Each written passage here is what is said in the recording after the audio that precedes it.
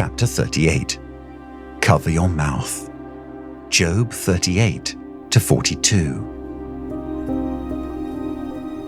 When things looked like they couldn't get any worse for Job, they most certainly did. After Job lost his animals, his servants, and his children, he lost his health. God allowed Satan to strike Job with sores from head to toe. Even Job's wife was ready to quit her faith. "Curse God and die," she said. But Job knew that was wrong. If the treasure comes from God, the trials must come from God too, Job thought. He refused to sin by shaking his fist at God.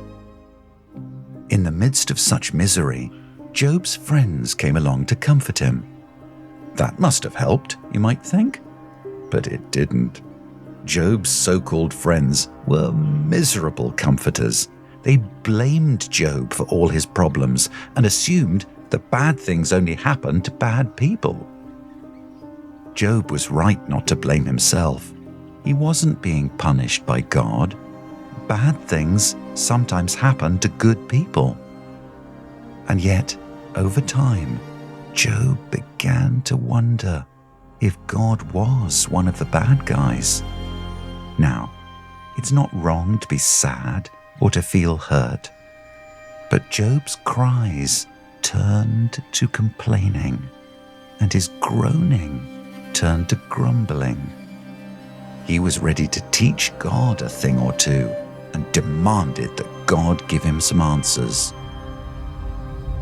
That's when God spoke to Job a lot.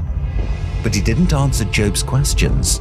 In fact, God answered Job out of a whirlwind with almost nothing but questions. Where were you when I made the world? Can you number the clouds?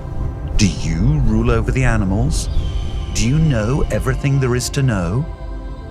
Job didn't have an answer for God, and yet God's questions were a kind of answer for Job. They taught Job to be humble. So Job covered his mouth and let God do the talking. When the Lord finished, Job said he was sorry and confessed that God was God and he was not. In the end, the Lord rebuked Job's so-called friends for not speaking the truth about Job or about God. God was, however, pleased with Job. He accepted his prayer and blessed Job for all his faithfulness. God restored the fortunes of Job, giving him 10 more children and even more animals and servants than he had before. God will turn around our suffering, just like he did for Job, but he may not do it right away. Some of God's people suffer through many trials all through life. Even so, God promises to bless those who stay close to him. For some, the blessing comes soon. For others, it comes in heaven. But for all of God's children, the best blessing is God himself.